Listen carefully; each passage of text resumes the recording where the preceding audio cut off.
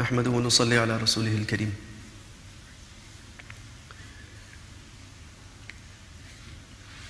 One of the important aspects of إياك نعبد is that we realize that various things will be required from us in various times. And some things will be more important than others. At any given time, a person may have the option to do more than one particular act. And all of those acts may seem virtuous, rewarding, and appropriate at the time. However, they will not all be equal. Not necessarily. So to do that act which is required at that time is also part of worshipping Allah subhanahu wa ta'ala. What happens is that because there are some deterrents that have been attached to us. Shaitan is constantly working, our own nafs is constantly working against us. So their effort will always be to bring us to an act which is also perhaps good, but not as rewarding. If Shaitan cannot take us away from a good act altogether, then he'll take us to a less rewarding act. And one of the challenges in this submission to Allah subhanahu wa ta'ala is that we make sure that the submission is exclusively to Allah subhanahu wa ta'ala. In other words, we are doing only that which Allah azza wa jal wants us to do at that given time. So this is a whole branch of ilm, you can say, which is referred to as maratibul a'mal.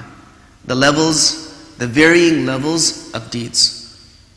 And when a person understands what they are supposed to do in a given circumstance, this is actually the true understanding of deen. The true understanding of deen, it comes in when a person has the knowledge and the understanding to do what is required when it is required, and to do the best thing at that particular time. This is one aspect of it.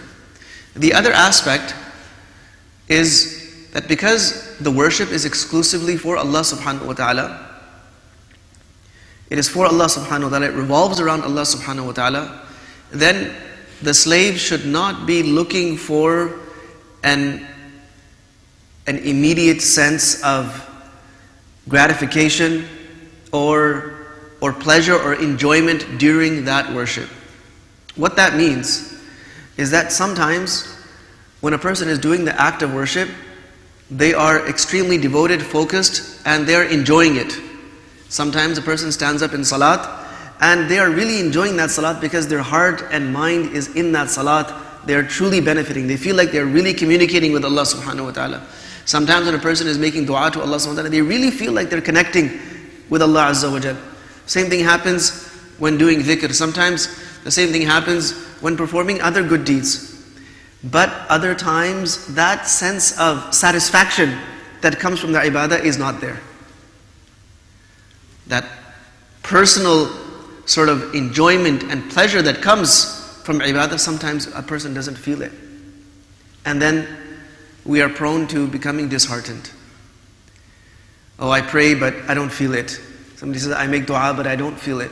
I do dhikr of Allah but I don't feel it. What does it mean? They're not feeling that pleasure, that enjoyment, as is called, that lutf that is felt in worship. So sometimes Allah subhanahu wa ta'ala will allow us to taste that pleasure, and sometimes our heart will not open up to that pleasure. It does not mean that the worship is any less. It does not mean that the value of the worship is any less, nor does it mean that we're not achieving the objective of that worship. But sometimes the heart opens up to certain emotions and sometimes it does not. As long as we're doing the right thing. Yes, if a person is standing in salat and completely distracted, they're thinking of something else, and then they say, I'm not enjoying my worship, well then there's another cause. There's a direct cause there that needs to be addressed. But a person is applying their mind and their heart, and they're doing everything exactly in the right way, and they're still not getting that feeling. This should not be a source of discouragement. Why? Because the worship that was for Allah was done for Allah subhanahu wa ta'ala. And as far as my own enjoyment of that, that's a secondary thing. That could be looked at as a byproduct, could be looked at as a result. But that's not, I don't worship Allah so that I am pleased. I don't worship Allah so that I enjoy. I worship Allah because Allah subhanahu wa ta'ala is the one who deserves to be worshipped. And in the words of one shaykh, when people go on this pattern of just doing what is enjoyable, then there are a couple of things that happen. The first thing is you will find them very inconsistent in any act of ibadah. You will find them inconsistent.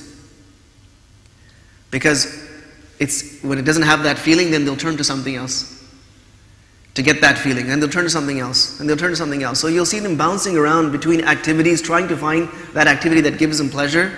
But their direction is incorrect. The second thing is that who are we worshipping? Who are we the abd of? Are we the abd of our own lutf? Or are we the abd of al-latif? And that's what he says, you are a abd of al-latif. Allah subhanahu wa ta'ala. You're not abd of lutf. You're not a slave to your own pleasure and your own enjoyment of that worship. So these were two aspects that we discussed today.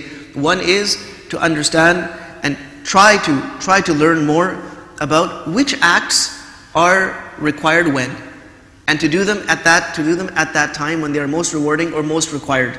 This is a part of exclusively worshipping and serving Allah subhanahu wa ta'ala. And the other aspect is that whether we feel the pleasure and enjoyment of ibadah or we don't, our ibadah needs to be consistent because it is He that we are worshipping.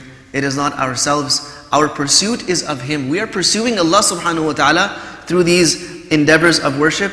We are not pursuing our own enjoyments. May Allah subhanahu wa ta'ala give us the realities of this. Wa sallallahu wa sallam wa baraka ala nabina Muhammad wa ala alihi wa ashabihi.